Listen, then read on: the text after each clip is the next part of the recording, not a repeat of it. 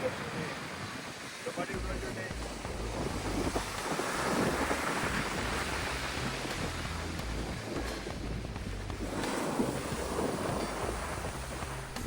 path. Two bikes go by. A narrow bike path we found on our way to the boat. Today we're heading to the Tavira Island beach. The boat ride costs €2.60 and we have enough time to get a coffee before we embark.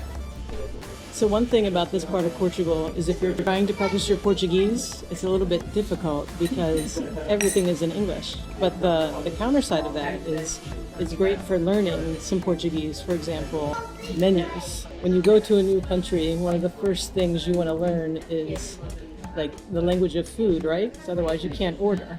So here all the menus are in both English and Portuguese, and so it's easy to like find words you don't know. For example, torrada massa mai. So I know massa mai is kind of like homemade bread, but torrada, what does that mean? So I can just look over on the English menu and it's sourdough toast. Now I know that torrada is sourdough. Another important point is ovos mexidos. I don't know if I'm pronouncing that right. I don't know the Portuguese. Mexidos. So if you're an English speaker, I think it would be easy to confuse that with like Mexican style eggs.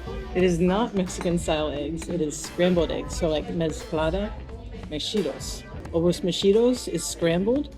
And if you want a fried egg, it is ovo estrelado. Ovo estrelado is a fried egg. So we're about to go to the beach. We're trying the boat. The boat ride is only 20 minutes. The area near the ferry dock arrival is developed with restaurants, but you can walk along the beach to find quieter, more secluded spots.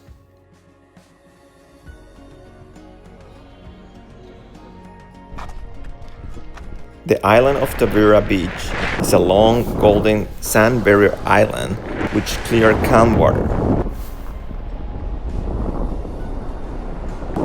Currently, we're following the winter schedule for the ferry, and you can come to the island as early as 9:50 a.m.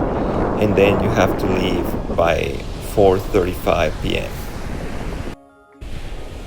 At this time of the year, the beach is not crowded and the weather is still nice. You can also rent a cabana or tent for the whole day for €50. Renting the cabanas is only possible through October 31st though.